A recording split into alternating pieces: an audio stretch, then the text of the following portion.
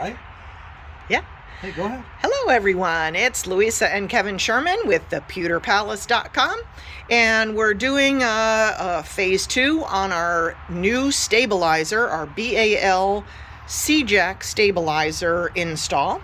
And we've got them installed. Kevin's going to show you how they're working. We did attach SnapPads to the bottom, and we did attach the BAL foot pad. The stabilizer jacks do not come with that, so we did install those two things, and I'll have links to those in our blog post so you can see exactly which ones we ordered. But I'm going to have Kevin demo now how it goes down.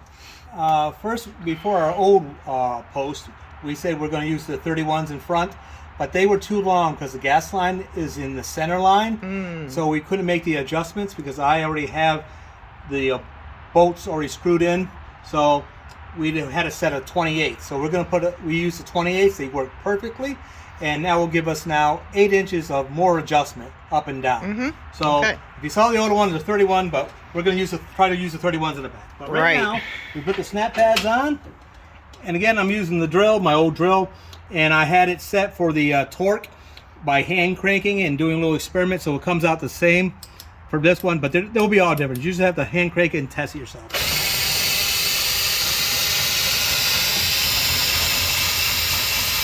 Notice how as soon as it touches ground, it'll level right out, snap pad goes down, and we're done.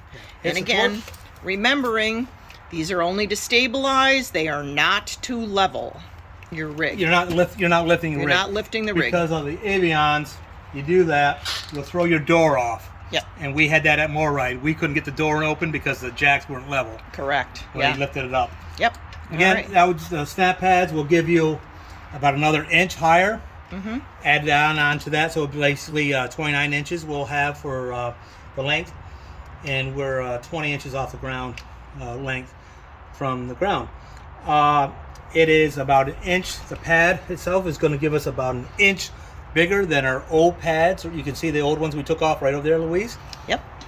There's the old set right there. The ones in the far back side there are the front ones. They were only 17 inches. Same thing with the back. They were cross member.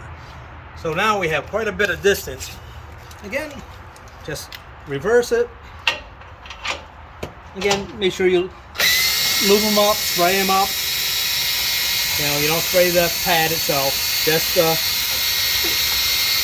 worm drive. Again, I set the torque so it's nice and tight. And there you go. There we go. And they really tuck up really nicely. Now I want to show you one little thing that I did do. You know, right now we do have we have 20 inch of clearance from the bottom of this to the ground. Right. Where if you've watched our previous videos, we had a total ground clearance on this of about 8.5 inches before we installed the Moride independent suspension system. So you are seeing an Avion higher than probably any other Avion in the United States at least. But we've done that for a number of reasons, and a key of which is we plan on doing quite a lot of boondocking and off-roading. We're setting our Avion up to do that with the lithium battery banks and things like that, and so we wanted to have that clearance. We were really finding that with a 32-foot and that low a ground clearance, that boy, when we even tried to get into some gas stations and parking lots, it was really troublesome. Now, something I wanted to just show you quick. On our old ones, it had the extension post that came out with the socket right out into about here. It was very easy and quick to find. Now, because it's recessed in and Kevin's using this extension on his drill, I've just done a little with a Marks-A-Lot permanent marker. I've made a little triangle on the bottom edge of our lower rub rail so that when he goes to know where to crank it down, it's just a little quick, easy mark to know, okay, this is where I'm looking right underneath here. Right there. Yeah, you can see the old one had the extension, so it was much closer to the outside edge of the Avion, easier to find. The new one, you've got to use the extension on the drill. Yeah.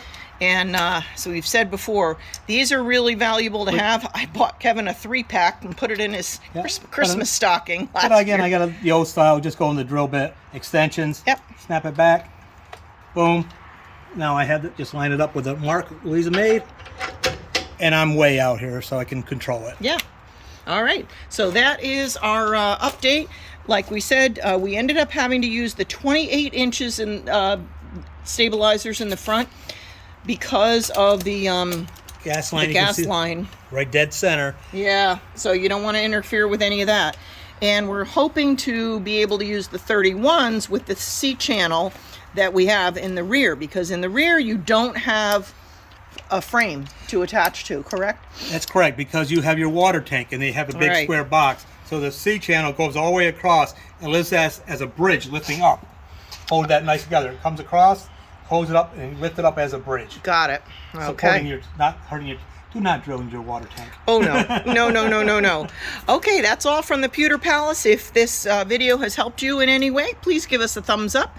And if you haven't subscribed already yet, please do, because then you'll be notified of our videos as we post them. Thanks, and have a great day. Bye-bye.